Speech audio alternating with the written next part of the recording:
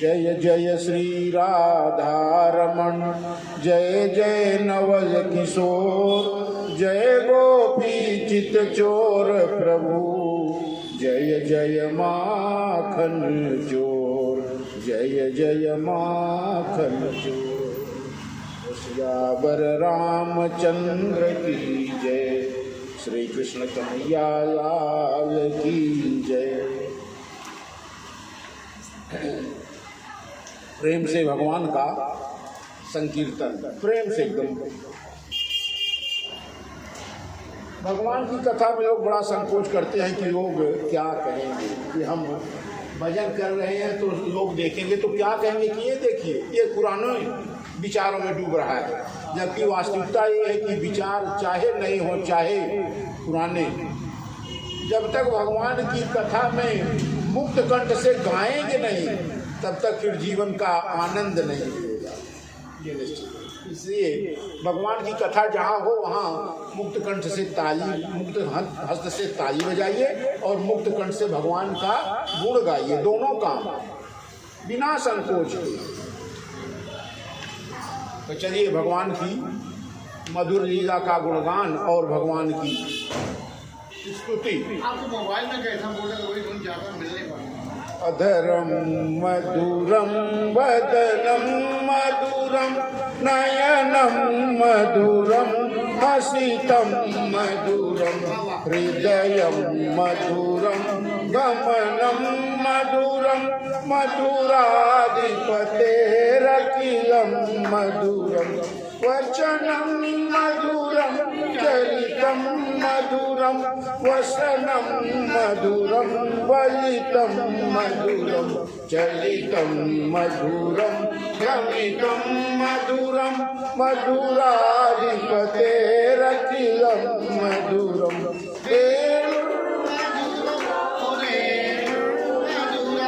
पाणिर्मधुर पादौ मधुरौ नृत्यं मधुरं सत्यं मधुरं मधुराधिपतेरखिलं मधुरं गीतं मधुरं गीतं मधुरं मुक्तं मधुरं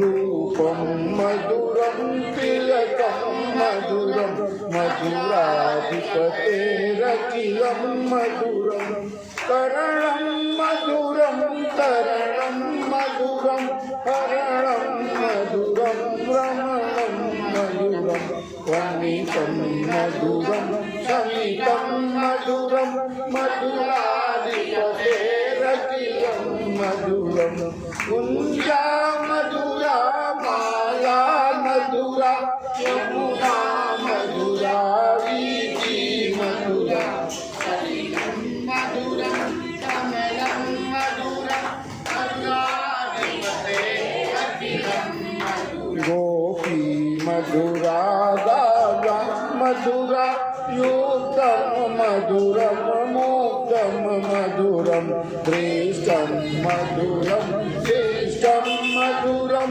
मधुराधिपतेरखिलं मधुरं गोपा मधुरा वो मधुरा यष्टिर्मधुरा सृष्टिर्मधुरा दलितं मधुरं फलितं मधुरं मधुराधिपतेरखिलं मधुरं मधुराधिपतेरखिलं मधुरं अधरं मधुरं वदनं मधुरं नयनं मधुरं हसितं मधुरं हृदयं मधुरं गमनं मधुरं मधुराधिपतेरखिलं मधुरं मधुराधिपतेरखिलं। वो जो श्री कृष्ण कन्हैया लाल की जय। भगवान की कथा के क्रम में कल सुमंत जी ने भगवान से प्रार्थना की कि जानकी को ही मेरे साथ भेज दीजिए महाराज अयोध्या में वापस, नहीं तो महाराज दशरथ ने कहा है कि अगर मुझे अवलंब नहीं मिलेगा या तो राम आए, और चूंकि राम बड़ा संकोची है, पिता के वचन का पालन करने के लिए वो माता के वचन का उल्लंघन नहीं कर सकता, कैकेयी की बात का उल्लंघन नहीं कर सकता। इसलिए अगर राम नहीं अयोध्या लौटते हैं तो अगर जानकी भी अयोध्या लौटाए तो मेरे प्राणों का अवलंब मिल जाएगा। और उसको समझाइएगा कि मई के ससुरे सकल सुख, जब ही जहाँ मन मान, तब तह रही सुखे नसिय, जब लगी विपत्ति बिहान। जब तक इस विपत्ति की सुबह नहीं हो जाती तब तक जानकी मई के ससुरे सकल सुख, जब ही जहाँ मन मान, तब लगी रही सुखे नसिय, जब लगी विपत्ति बिहान। इस विपत्ति की जब तक सुबह नहीं हो जाती तब तक जानकी चाहे पिता महाराज जनक के यहाँ रहें, चाहे अपने ससुराल में महाराज दशरथ के यहाँ रहें,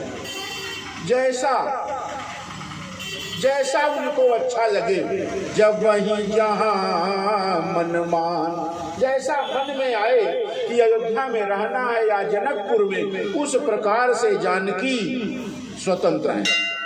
और अगर जानकी नहीं तो कह दीजिएगा न तरु निपट अवलंब विहीना, क्योंकि मेरे प्राणों का कोई अवलंब नहीं मिलेगा। फिर मैं न जिया बजीमी जल बिनु मीना। महाराज ने कहा है राजकुमार कि अगर आपने जानकी को भी भेज दिया तो महाराज के प्राणों का एक अवलंब मिल जाएगा, और अगर आपने जानकी को नहीं भेजा तो महाराज ने कहा है कि मेरे प्राणों का कोई सहारा नहीं मिलेगा, अवलंब नहीं मिलेगा, और मेरे प्राण चले जाएंगे। इसलिए आप जानकी को अगर भेज दें तो अयोध्या में कुछ समय के लिए महाराज के प्राण बच जाएंगे।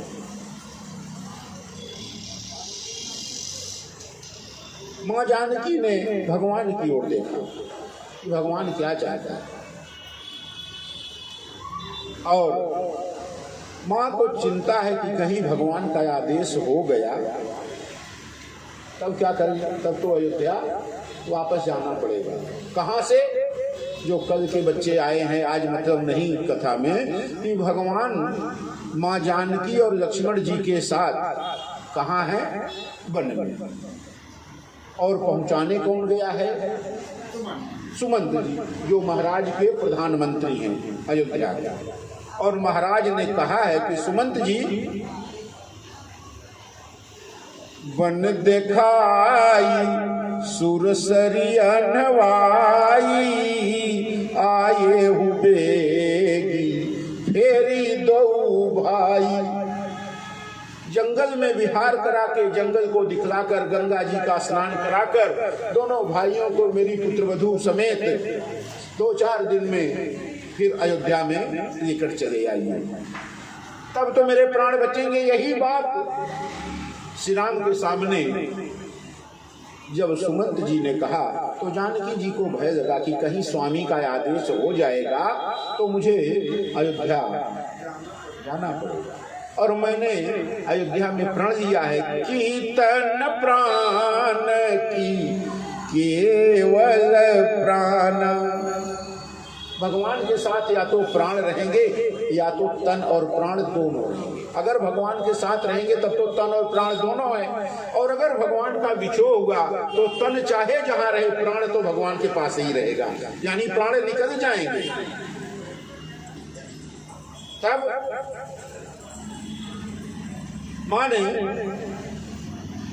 भगवान से कहना शुरू किया, प्रभु करुणा मय परम विवेकी और तनु तजि रहती छाह की मीछे की। महाराज आप तो खुद विवेकमय वचन बोलते हैं। आप ही बताइए कि जब सूर्य निकलता है तो ही सूर्य से प्रकाश आता है, यानी सूर्य और सूर्य के प्रकाश में कोई अंतर नहीं है। सूर्य जब निकलता है तो सूर्य का प्रकाश पूरे संसार में व्याप्त अंधकार को क्या करता है, मिटा देता है। तो सूर्य और सूर्य के प्रकाश में कोई भेद नहीं है, दोनों एक ही हैं। अंतर यह है कि सूर्य जब निकलता है तो सूर्य की आभा से पूरा जो भूमंडल है वो आलोकित हो जाता है, वहां से अंधकार छट जाता है। और कह चंद्रिका चंद तजी जाई, चंद्रमा जब निकलती है तो चंद्रमा की किरणों के साथ पूरे रात्रि का जो अंधकार है वो समाप्त हो जाता है। जिस प्रकार से चंद्रमा के साथ उसकी रोशनी को अलग नहीं किया जा सकता, सूर्य के साथ उसकी प्रभा को नहीं, उसकी किरणों को अलग नहीं किया जा सकता, उसी तरह प्रभु राम के साथ जानकी को भी अलग नहीं किया जा सकता। उसी प्रकार जिस प्रकार सूरज अपनी आभा से, अपने किरणों के प्रकाश से ही आलोकित है, जिस प्रकार से चंद्रमा अपने सोम वर्षा करने वाली किरणों के द्वारा ही शोभित है, उसी प्रकार से बिना जानकी के और बिना राम के एक दोनों का अस्तित्व है ही नहीं महाराज। पति ही प्रेम बस विनय सुनाई और कहत सचिव सन गिरा सुहाई। भगवान से बड़े प्रेम से माँ ने समझाया, भगवान को बताया कि प्रभु आपके बिना मैं जिय बिनु दे नदी बिनु बारी तैसे नाथ पुरुष बिनु नारी। महाराज ये दोनों एक दूसरे के पूरक हैं। राम के बिना सीता का, जानकी का, और जानकी के बिना राम का कोई अस्तित्व नहीं है। जैसे चंद्रमा के साथ उसकी शीतलता नहीं जा सकती, सूर्य के साथ उसकी प्रखरता, उसकी आभा नहीं निकल सकती, अलग हो सकती, उसी प्रकार से जानकी के साथ राम और राम के साथ जानकी अलग नहीं हो सकते, दोनों साथ ही रहेंगे। तब भगवान को कहने के बाद सुमंत जी के पास जानकी जी आई। जानकी जी आज तक सुमंत जी के सामने आई नहीं। क्यों? इतना सम्मान है। पिताजी की तरह, महाराज दशरथ की तरह राम, प्रभु श्री राम सुमंत जी को पिता समान ही मानते हैं। और जानकी जी का दो संबंध है सुमंत जी के साथ। एक तो महाराज दशरथ के प्रधानमंत्री हैं और दूसरे महाराज जनक के मित्र हैं सुमंत जी। तो उन्होंने कहा, माँ जानकी ने कहा, तुम पीतु सरी ससुर। माँ जानकी कहती है सुमंत जी से कि तुम पीतु ससुर सरी सहित कारी उतरु देऊं फिरी अनुचित भारी। महाराज आप तो मेरे पिता के जैसे हैं, पिता के मित्र हैं तो पिता जैसे हैं, और हमारे स्वामी आपको पिता समान ही मानते हैं, तो आप मेरे ससुर जैसे भी हैं। दोनों रिश्ते आपसे मेरे पिता वाले हैं, और अगर पिता को उत्तर दिया जाए तो बहुत अनुचित है। लेकिन चूंकि समय बड़ा कष्ट का है, तो जिन बड़े लोगों से बचना चाहिए मिलने के लिए, लेकिन कष्ट में उनसे ही सीख लेनी चाहिए। जब कष्ट का समय आए तो किसके पास बैठकर समझना चाहिए? जो बड़े बुजुर्ग हैं, जिनके पास अनुभव है, जिन्होंने जीवन में बहुत उतार चढ़ाव देखा है, उनके पास आप बैठेंगे तो आपके कष्ट कम हो जाएंगे। इसलिए महाराज मैं आपसे ही प्रश्न कर रही हूँ, क्या आरती बस सन्मुख भयो बिलगन मानवता अवारज सुत पद कमल बिनु बाद जहां लगिना।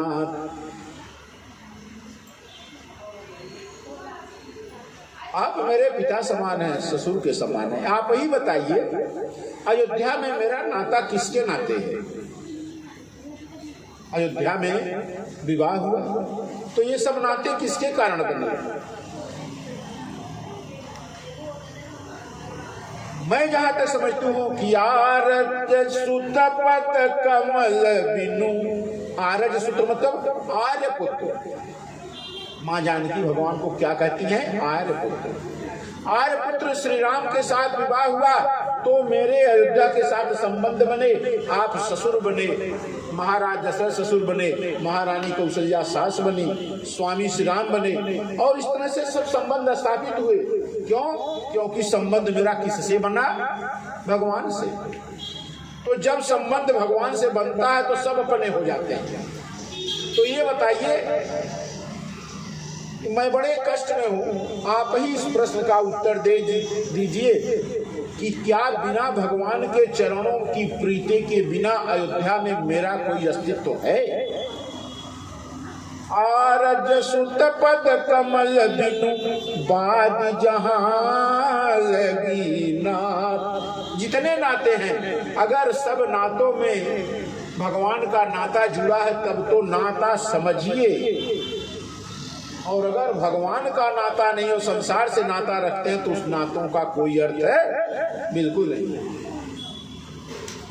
माँ जानकी ने कहा कि कष्ट इतना है,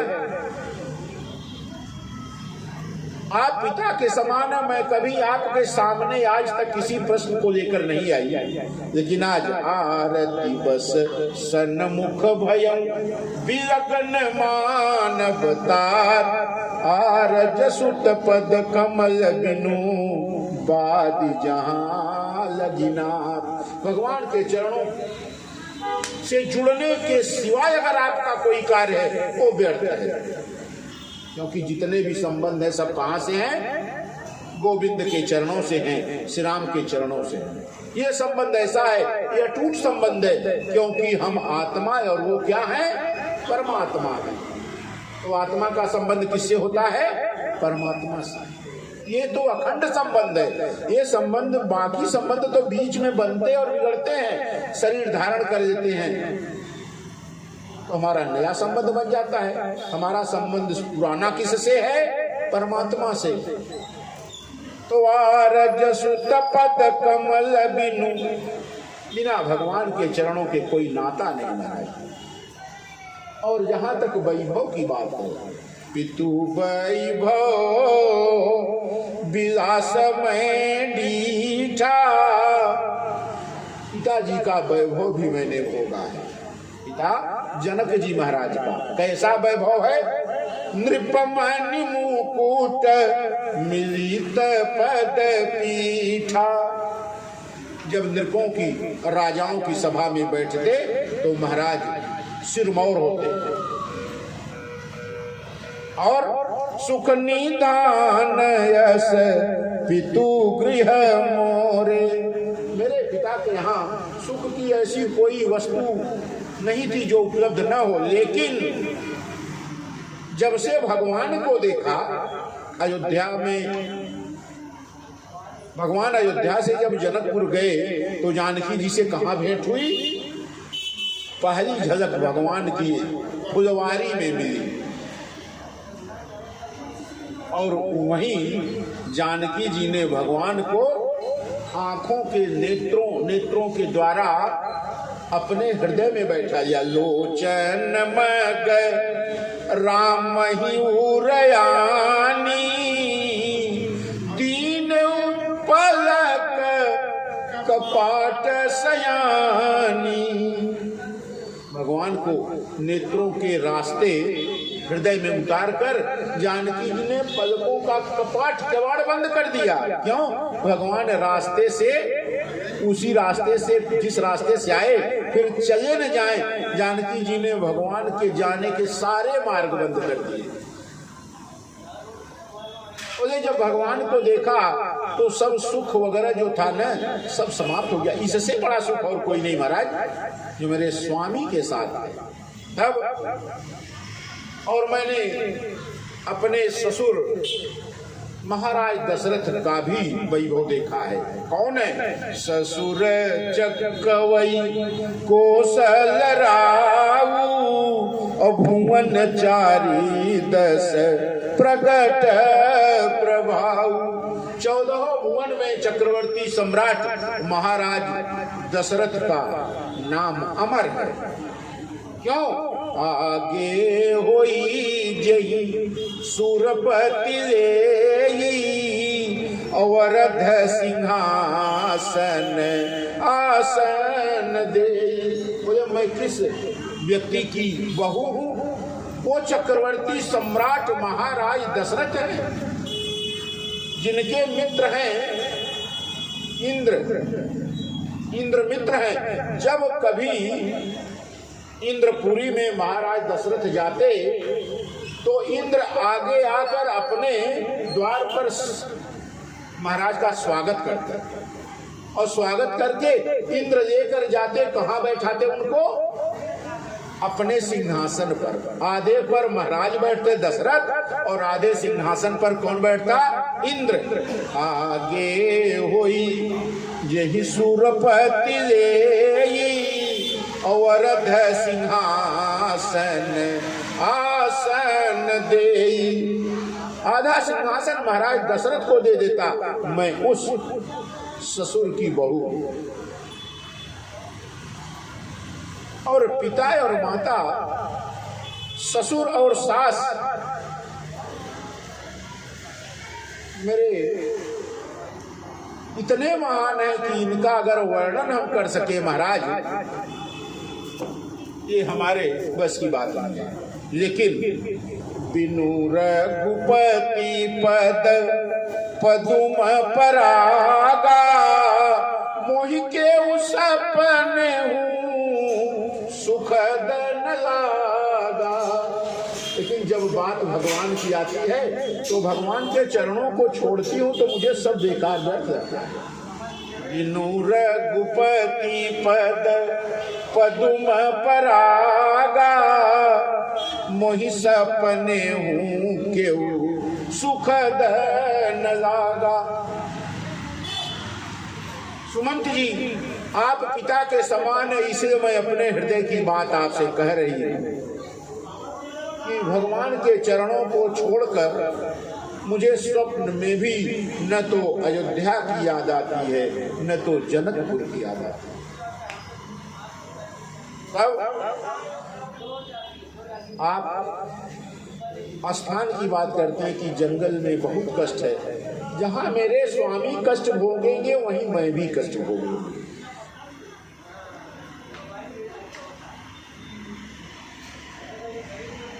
लेकिन मेरा एक संदेश माँ कौशल्या से और पिताजी महाराज से कह दीजिएगा। क्या? सास ससुर सन मोर हुपी विनय परब परिपा। सास ससुर सन मोर हुपी विनय करब परिपा। मोर सोच जन करिय कछु मैं बन सुखी सुभाव। मेरी चिंता ये दोनों लोग न करें। क्यों चिंता नहीं करें? क्योंकि मैं जिसके साथ हूँ वो आपके पुत्र इतने क्षमतावान है कि कहीं भी रहेंगे अयोध्या वहीं आ जाएगी। मैं आरज सुत पद कमल बिनु बाद यहाँ लगी। क्योंकि श्री राम के साथ हूँ और श्री राम के साथ मैं अपने स्वामी के साथ कोई भी कष्ट उठाने को माँ तैयार हूँ। इसीलिए आप मेरी चिंता बिल्कुल मत करिए। मैं बन सुखी स्वभाव, मैं तो स्वभाव से ही, देखिए राम सहज आनंद है। सहज आनंद का मतलब होता है जिन्हें स्वप्न में भी दुख नहीं होता, और जानकी परम शक्ति है। तो उन्होंने कहा मैं तो धरती से ही उत्पन्न हुई हूँ, तो मुझे धरती, मैं चाहे अयोध्या में रहूं तब या वन में रहूं तब, मैं अपनी माँ के साथ ही। इसलिए माँ पिताजी से कहिएगा कि मेरी चिंता मत करें। और प्राणनाथ प्रिय देव रसाता वीर धुरीन धरे धनु भाता। और बहुत प्रकार से समझाया कि मैं स्वामी के साथ और मेरे देवर लक्ष्मण जी जो वीरता में भगवान से बराबर हैं। महाराज मैं दो रक्षकों के बीच में, मेरी रक्षा इनकी जिम्मेदारी है। आप महाराज किसी चिंता में मत पड़िए। जानकी जी ने जब इस प्रकार के वचन कहे तो सुमंत जी को बड़ा संतोष हुआ।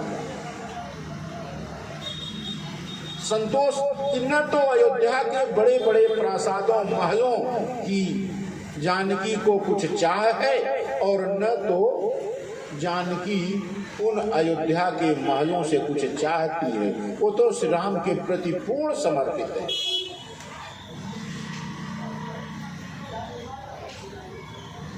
भगवान ने बहुत समझाया कि अब आप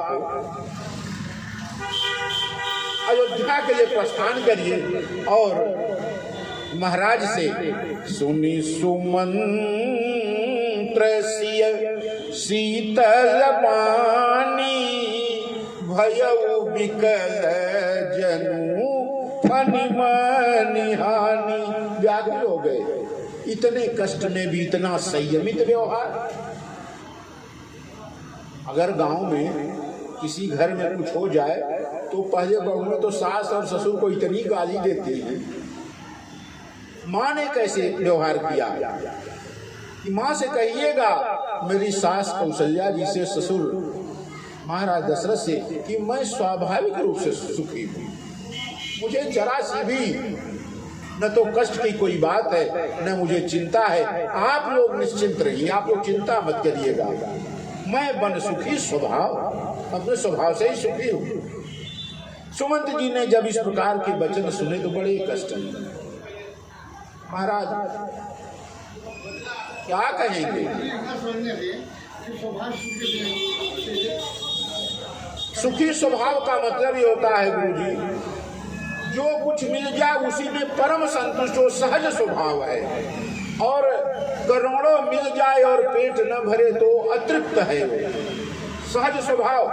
पत्रम पुष्पम फलम तोयम, भगवान को आप पत्र दे दीजिए, यानी कुछ नहीं है तो जल चढ़ा दीजिए, कुछ नहीं है तो दूर्वा दल दे दीजिए। भगवान समझेंगे कि अच्छा, भगवान की दृष्टि में न तो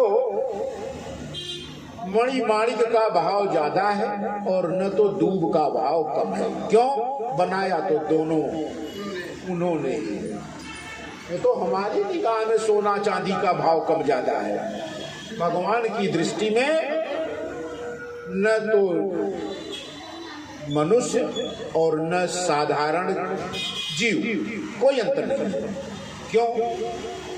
क्योंकि दोनों में तो आप एक किसी मच्छर को मार दीजिए, उसको जीवित नहीं कर पाएंगे किसी कीमत पे। क्यों? क्योंकि वो आपकी रचना नहीं है। बनाया किसने है? जो प्राण देता है वही प्राण देता है। तो प्राण जब, ये सहज स्वभाव का मतलब होता है कि 100% संतुष्टि, सहज स्वभाव। इसलिए भगवान को आनंद घन कहा गया है। भगवान आनंद की मूर्ति है। अगर आनंद का स्वरूप देखना है तो श्री राम का स्वरूप देख लीजिए, ये सहज आनंद है। राम सहज आनंद निधान। भगवान सहज आनंद में है, भगवान को कभी रोष नहीं आया, भगवान को कभी रोष नहीं आया। रावण से भी भगवान ने कितनी बार संधि करने की बात कही, हनुमान जी को भेजा, फिर अंगद जी को भेजा, फिर सुख सारिका जब आए थे तो उनके साथ लक्ष्मण जी ने चिट्ठी दी थी कि आ जाओ, जानकी जी के साथ अगर आकर और भगवान के चरणों में दंडवत कर दोगे तो ईश्वर सब जितना भी पाप है सब नष्ट कर देगा। मेरे प्रभु में इतनी महानता है। लेकिन भगवान सहज आनंद है। सहज आनंद का मतलब होता है जो 100% संतुष्ट हो।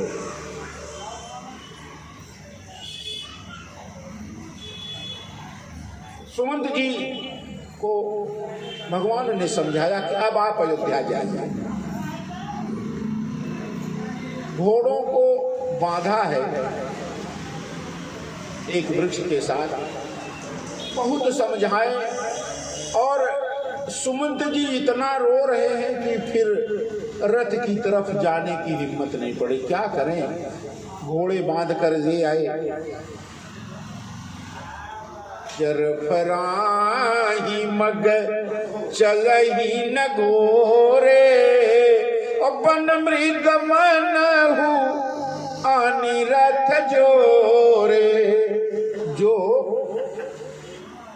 जो घोड़े रथ को लेकर आए थे राम को, तब तो बड़े उत्साह में थे। राम सब बैठे हैं रथ पर। वही जब घोड़ों को लाकर सुमंत जी फिर रथ में जा रहे हैं जोतने, गोस्वामी जी कहते हैं कि चरफराही रथ, उछलते कूदने लगे घोड़े और रथ ऐसा लगा अब टूट जाएगा। मगर चलही न घोरे, अपन मृग मनहु आनी रथ जोरे। ऐसा लगता है कि बन के कोई जंगली प्राणी लाकर रथ में जोते जा रहे हैं। इनको अभ्यास रथ में चलने का नहीं है। और निषाद राज लौटते हैं कैसे? राम लखन सिय पद सिरुनाई, फिर बनी जिमी मूरी गवाई। जैसे कोई बनिया जाए व्यापार करने तो जो घर से पैसा मूल लेकर जाए वो भी व्यापार में नष्ट कर चला आए, उसी प्रकार से सुमंत जी भगवान को छोड़कर चल देते हैं। बड़ी मुश्किल से, बड़ी मुश्किल है। सोचिए जरा, घोड़े चलने को, अयोध्या की ओर मुड़ने को घोड़े ही तैयार। वो स्वामी जी लिखते हैं, जासु वियोग विकल्प सुऐसे, प्रजहि मातु पितु जियहि कैसे।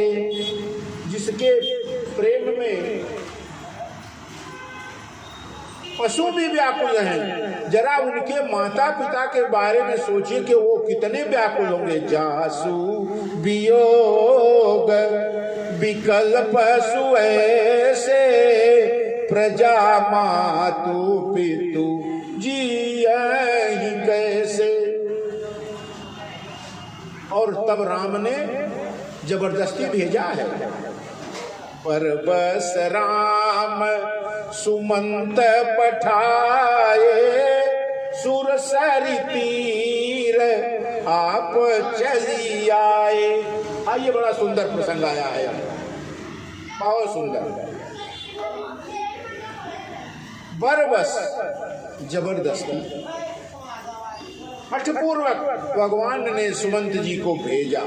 सुमंत जी जा नहीं रहे हैं, सुमंत जी नहीं जा रहे हैं, लेकिन गोस्वामी जी ने लिखा कि हठपूर्वक भेजा। और एक चीज है, बरबस राम, बर के अधीन है राम। कि और कोई साधन आपके पास नहीं रहना चाहिए। कौन कौन बन को जाए?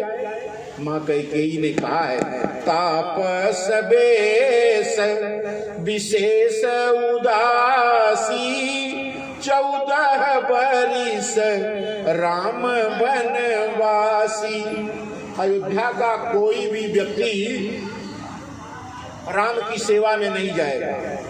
न तो रथ घोड़े हाथी जाएंगे, न तो सेना जाएगी। अयोध्या से राम, लक्ष्मण और जानकी, ये श्री रामभद्राचार्य जी महाराज का कथन है कि तापस बेस विशेष उदासी। अयोध्या से 3 लोगों के माने, कैकेयी माने आज्ञा दी है कि राम की सेवा करने के लिए लक्ष्मण जाएगा और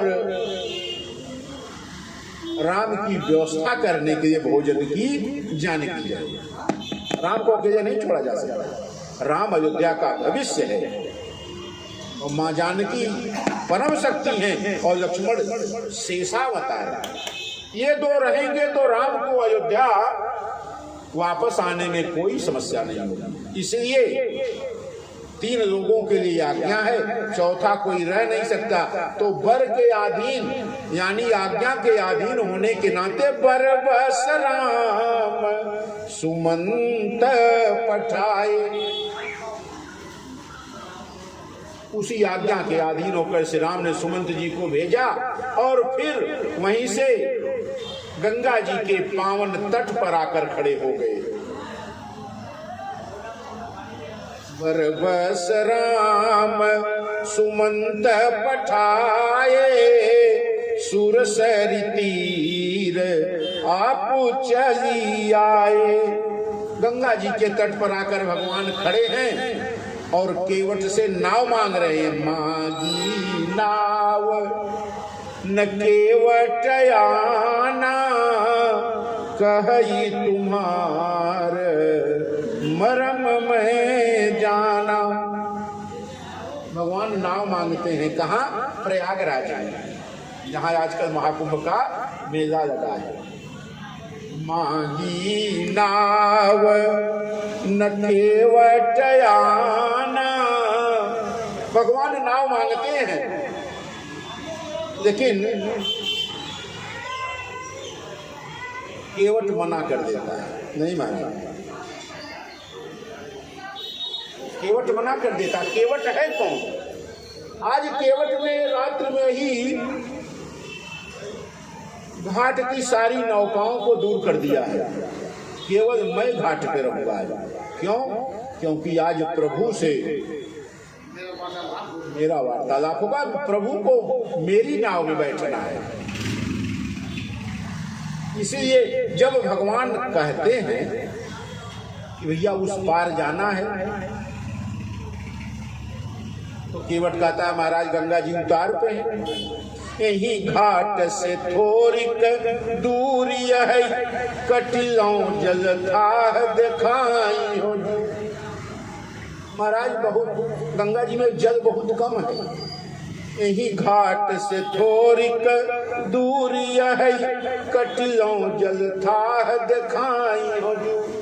परसे पद धूरी तरई तरनी, घरनी कहीं भांति बुझाई हो। तुलसी अवलंबन और कछु, लड़का के ही भांति जियाई हो।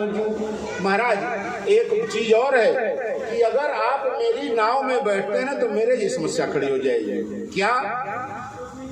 भाई केवल गंगा जी को तो ही पार करना है। मांगी नाव, नाव मांगते हैं लेकिन केवट मना करता है और बताता है महाराज मैं आगे आगे चलता हूँ, आप पीछे आइए। कोई जरूरी नहीं है कि आप नाव से ही पार हो। क्यों? क्योंकि नाव पे आप बैठेंगे तो आपके चरणों का प्रभाव मैंने सुना है। क्या प्रभाव है? महाराज आपके चरणों में जो धूल लगती है ना, उस धूल से वस्तुएं स्त्री का रूप धारण कर लेती हैं। चरण कमल रज कहो सब कहीं, मानुष करनी मूरी कछुआई। महाराज आपके चरणों की रज में कोई रसायन है, कोई ऐसी दवा है जिससे बड़े पतित लोग भी पावन हो जाते हैं। आपके चरणों में नहीं, आपके चरणों की रज में वो विशेषता है। चरण कमल रज कह सब कहीं, मानुष करनी मूरी कछुआई। वस्तुओं को मनुष्य बना देता है। आपकी जो चरण कमल की रज है, इसमें कोई रसायन मिला है महाराज, इसलिए मैं अपनी नाव आपको देने में असमर्थ हूं। क्यों? तरनी उमोनी घरिनी हो जाई, अबाट परई मोरी नाव उड़ाई। महाराज मैंने सुना है आपके चरणों के प्रताप से पत्थर से स्त्री बन गई। अहल्या जी का उद्धार होता है आपके चरणों के रज से। महाराज कहीं मेरी नाव भी काठ की है? और महाराज काठ जो होता है वो तो पत्थर से मुलायम होता है, मुलायम होता है। अगर पत्थर से स्त्री बन गई तो बहुत संभव है कि मेरी काठ की नाव से भी स्त्री बन जाए। लक्ष्मण जी ने कहा तब महाराज अगर स्त्री बन गई तो एक स्त्री तो पहले से घर में है, ये दूसरी हो जाएगी। तो एक को तो महाराज खाना पीना देना खुद भारी है। और बताइए, मानुष करनी मूरी कछुआई। आगे प्रश्न करता है, छुअत सिला भई नारी सुहाई, पाहन तेल काठ कठिनाई। महाराज ये तो मेरी नाव पत्थर से मुलायम ही है, कठोर नहीं है। और जब बन जाएगी स्त्री तो महाराज मैं कहाँ लेके जाऊंगा? पत्नी को क्या कहूंगा? वो बोलेगी कि अगर मैं बताऊं कि श्री राम को बैठाया नाव में और वही नाव स्त्री बन गई तो दिन रात झगड़ा करेगी, दूसरा विवाह कर दिया, नाव को बेच दिया। नाव को बेचकर दूसरा विवाह करके स्त्री लेकर चले आए। लक्ष्मण जी ने कहा महाराज केवल भगवान को समझा रहे हो, स्त्री को नहीं समझा सकते। अरे महाराज क्या बताएं, भगवान को समझाना आसान है। ये कैसी बात करते हो भगवान के सामने? अरे महाराज अभी आप जानते हैं, क्या जानते हैं? आपके पिताजी महाराज ने कैकेयी को बहुत समझाने का प्रयास किया, लेकिन कैकेयी मानी। तो भगवान को समझाना बड़ा आसान है और अभी आप उसका भोग दंड भोग के आ रहे हैं महाराज। स्त्री को समझाना बहुत कठिन। विनोद का प्रश्न, लेकिन केवल चाहता क्या है आखिर कि मांगने के बाद भी भगवान को नाव में नहीं बैठाता। कहता क्या है महाराज, अगर माँ ये स्त्री हो गई नाव मेरी तो किसी ऋषि महात्मा जैसे अहिल्या जब अपने स्त्री रूप में आ गई तो कहाँ चली गई? गौतम ऋषि के पास चली गई, गए पतिलोक के आनंद में। उसी प्रकार से महाराज कोई ऋषि महात्मा से विवाह हो जाएगा तो मेरी तो नाव भी चली जाएगी और मेरा यही प्रतिपाल सब परिवारू, नहीं जानूं कछु और गवारू। महाराज और कोई कारोबार तो जानता नहीं, क्योंकि मैं वेद पाठी ब्राह्मण तो हूँ नहीं कि पूजा कथा कह के भी अपनी जीविका चला लूंगा। मेरे व्यवहार और व्यापार का एक ही साधन है परिवार चलाने का, यही मेरी नाव। और अगर ये नाव चली गई महाराज तो मेरे रोज के भोजन की व्यवस्था कहाँ से होगी? क्या खाएंगे? गोस्वामी जी कवितावली में लिखते हैं कि पात भरी सहरी सकल सूत बारे बारे केवट की जाति कछु वेदना बढ़ाई हो। महाराज मैं केवट की जाति वेद तो जानता नहीं, और सब परिवार मेरो यही लागी राजा जू हूँ दीन वित्तहीन कैसे दूसरी गढ़ाई हूँ। महाराज मैं बहुत गरीब आदमी हूँ, दूसरी नाव भी नहीं बनवा सकता। इसलिए महाराज कृपा करके जो प्रभु पार अवसी गा चहूं। महाराज जाना ही आपको उस पार। लक्ष्मण जी ने कहा कि इतनी देर से बहस करने का क्या मतलब, जाना ही है ना, तभी तो कह रहे हैं कि उस पार कर दो। अगर आवश्यक है महाराज तो एक साधन हो सकता है, क्या? तो पद पदूम पखारन कहूं। आप केवल एक आज्ञा दे दीजिए, मैं आपके चरणों को जो धूल लगी है ना उसे धो डालूंगा, मेरी शंका समाप्त हो जाएगी, मुझे जो डर है वो भय है समाप्त हो जाएगा, मेरी नाव बच जाएगी, आप गंगा जी से पार हो जाएंगे। जो प्रभु बार अवसी गा चहूं मोहि पद पदुम पखारन कहूं। केवल एक चीज महाराज, कुछ लेना नहीं है आपसे, आपको संकोच होता होगा तो उतराई में यही लेंगे, आपका पैर धो देंगे, बस ये उतराई हो जाएगी। पद कमल धोई चढ़ाई नावन नाथ उतराई चहूं मोहि राम राउरयान दशरथ सपथ सब साची कहो। महाराज आपके पिताजी की सौगंध जो मैं झूठ बोलता हूँ, आपसे कुछ नहीं लूंगा। लक्ष्मण जी ने कहा मेरे पिताजी के यहाँ मेरे बात प्रभु की बात ठीक थी, आन महाराज ने आन के ऊपर ही आपको बन भेजा।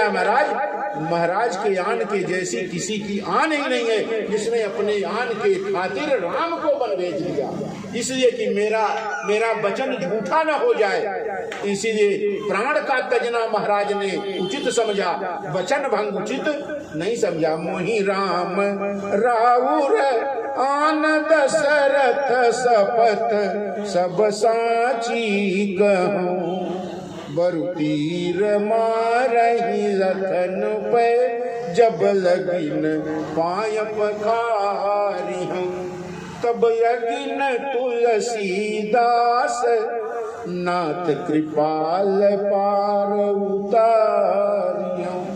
महाराज केवल एक ही इच्छा है, आपके जो पैरों में लगी हुई धूल है, रज है ना, इसे धो दें,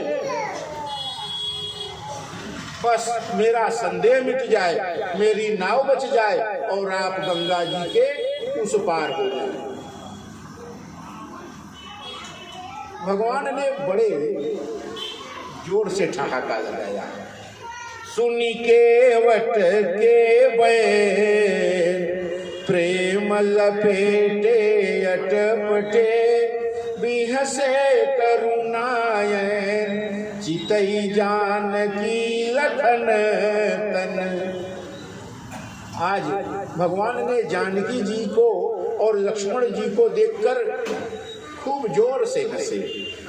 ये कौन हंस रहा है? जिसका अयोध्या धाम छूटा है, यानी भगवान सहज आनंद है, इनको छूटने और पकड़ने का कोई मलाल नहीं। क्यों जानकी जी की ओर और लक्ष्मण जी की ओर देखकर हंसे?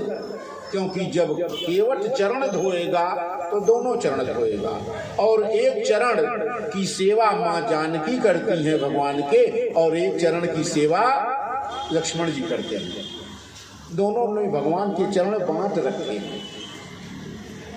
मेरे चरण की सेवा मैं ही करूंगा। और केवट क्या कहता है? महाराज मैं आपके दोनों चरण धोऊंगा। इसीलिए भगवान जानकी की ओर देखकर और लक्ष्मण जी की ओर देखकर हंसे कि देखिए आपके रहते हुए दोनों का नहीं चल रहा है। और केवट ये भी कह रहा है, जो प्रभु पार अवसी गाच हम। महाराज अगर उस पार जाना है तो आपको पैर धुलाना पड़ेगा, नहीं तो आप मत धुलाइए। कह दीजिए नहीं जाएंगे तो आप इसी पार रहिए। मुझे मुझे कोई आवश्यकता नहीं है कि आपका पैर में जबरदस्ती धोऊं। आपको आवश्यकता है तो धुलवाइए। हाँ तो कहिए कि हम धोएं। और अगर आपको आवश्यकता नहीं तो गंगा जी के उस पार आप नहीं जा सकते। और अगर मेरी सेवा नहीं देना चाहते हैं तो यही घाट से थोड़ी दूरी है, मैं आपको दिखा देता हूँ। कमर भर पानी है महाराज, वहां से आप उतर जाइए। और ये भी बात नहीं मैं छोड़ दूंगा, मैं आगे आगे चलूंगा। कटी लो जल था दिखाई हो जू, हम वो जल की था है आपको बताएंगे। महाराज यहाँ इतना पानी है, यहाँ इतना पानी है, उस हिसाब से आप चलिए, आपको मैं गंगा जी के पार करा दूंगा। भगवान से बड़ा तर्क वितर्क किया। और तब कृपा सिंधु बोले मुँह सुकाई, सोई कर जेही तव नाव न जाई। केवट जो तेरे मन में हो, तेरी नाव बची रहे वो उपाय तू कर।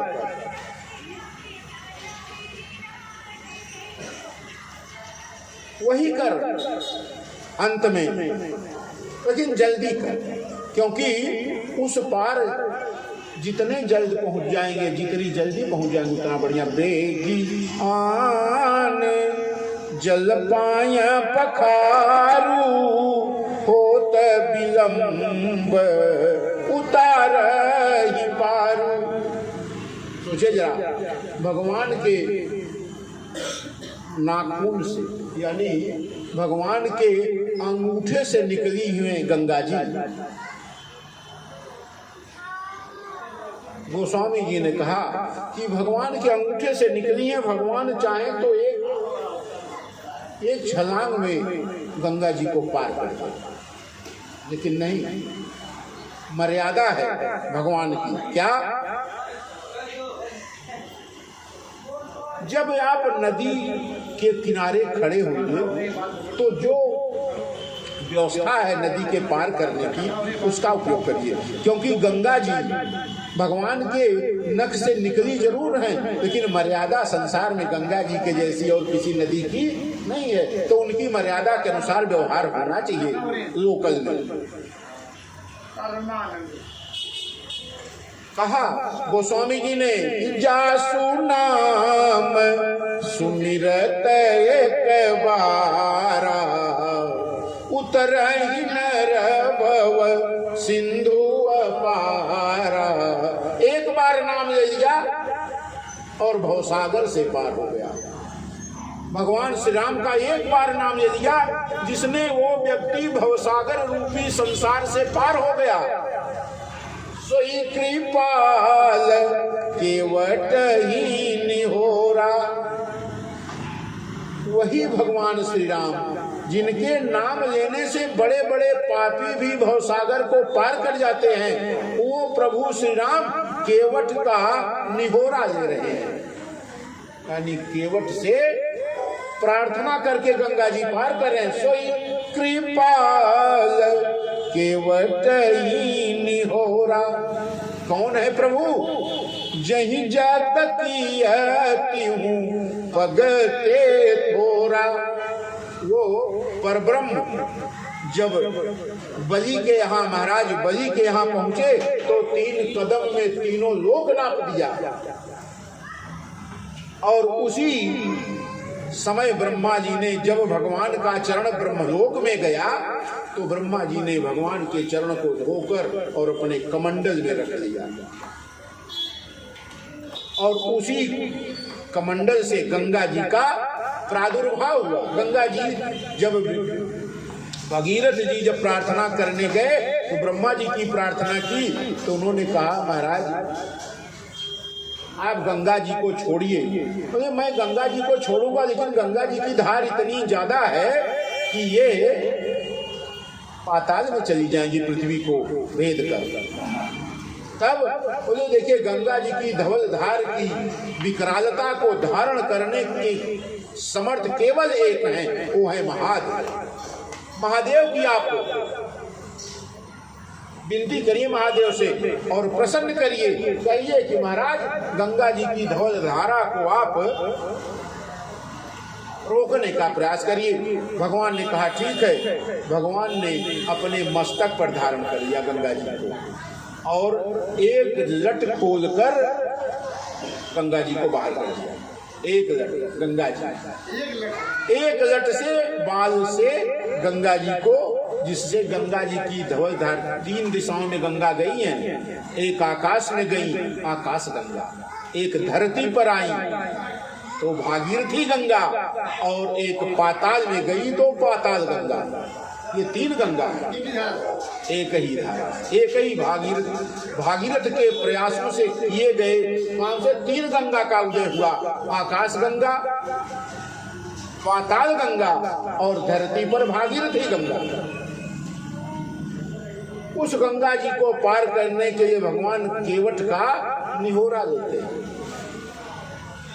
सोई कृपाल केवट ही निहोरा, यही जग की हूँ पगते थोरा। और भगवान के नख से निकली है तो गंगा जी ने पद नख नीर की देव सरी हरसी। भगवान के चरणों को देखा तो गंगा जी प्रसन्न हो गई। बहुत दिनों के बाद भगवान के चरण के दर्शन हुए।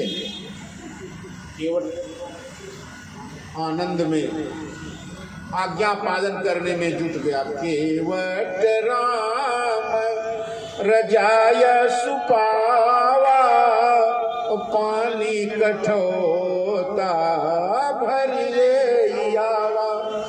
अति आनंद उमगी अनुरागा, चरण सरोज पखारन लागा।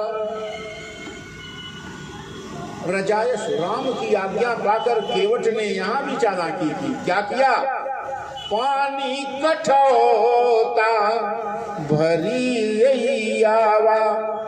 गांव में पहले कठवत होते जो लकड़ी की बनती थी, लकड़ी, उसी कठवत में हम लोगों ने देखा है आटा गूंथने का काम उसी कठवत में होता था और कठवत में ही रोटी को ढक के रख दिया जाता था। ये बहुत पुरानी बात नहीं है, करीब अभी गुरुजी कठवत 30 साल पहले तक होती थी गांव में, लकड़ी से बने। तो केवट कठौती नहीं लाया क्योंकि कठौती स्त्रीलिंग है। कठौता लाया। कठौता क्या है? पुल्लिंग है।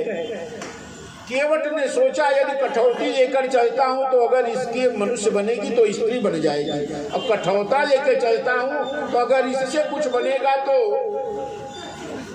आदमी बनेगा और उसको अपनी नाव पे रख लूंगा, काम करेगा।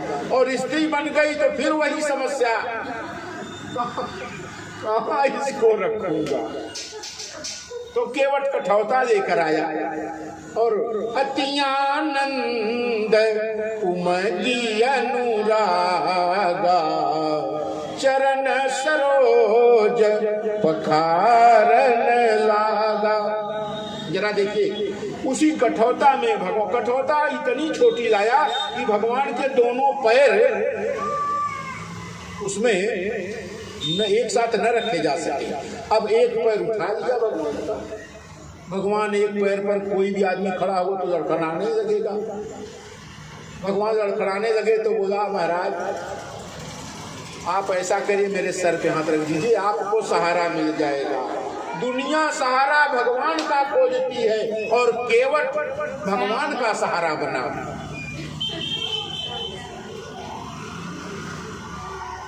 भगवान ने केवट के सिर पर हाथ रख दिया और केवट तब अति आनंद उमगी अनुरागा। एक हाथ भगवान ने केवट के सिर पर रखे और एक पैर केवट ने भगवान का अपने हाथ में रखा। इस दृश्य को देखकर देवता ऊपर से पुष्प की वर्षा किए। अक्सर भक्तों को देवताओं ने कहा कि हम लोगों ने अक्सर देखा है कि भक्त भगवान के सामने एक पैर से खड़े होकर प्रार्थना करते हैं। ये केवट कैसा भक्त है जिसके सामने ब्रह्म एक पैर पर खड़ा है। अति आनंद उमगी अनुरागा चरण सरोज पखारन लागा। बरसी सुमन सुरस कलसियाई एहि सम पुण्य कुंज पौनाई। आज केवट जैसा भाग्यवान पुण्य का भागी संसार में कोई नहीं है जिसके सामने ब्रह्म स्वयं एक पैर पर खड़ा है और जिसका एक हाथ केवट के सिर पर है। तो देवताओं ने पुष्प की वर्षा की और इस प्रकार से भगवान को गंगा जी के पार कराया। अब भगवान के गंगा जी के पार की शेष कथा कल कहेंगे। बोलिए सियावर रामचंद्र की जय। कथा विसर्जन होत है सुनहु वीर हनुमान। राम लखन सीता सहित करहु सदा कल्याण। श्री राम जय राम जय जय राम। श्री राम जय राम जय जय राम। श्री राम जय राम जय जय राम। श्री राम जय राम जय जय राम। श्री राम जय राम जय जय। सियावर रामचंद्र की जय। श्री कृष्ण कन्हैया लाल की जय। उमापति महादेव की जय। श्री हनुमंत दास जी महाराज की जय। श्री गोस्वामी तुलसीदास जी महाराज की जय हो। श्री सद्गुरुदेव भगवान की जय हो। जय जय श्री राधे। जय जय श्री राधे। जय जय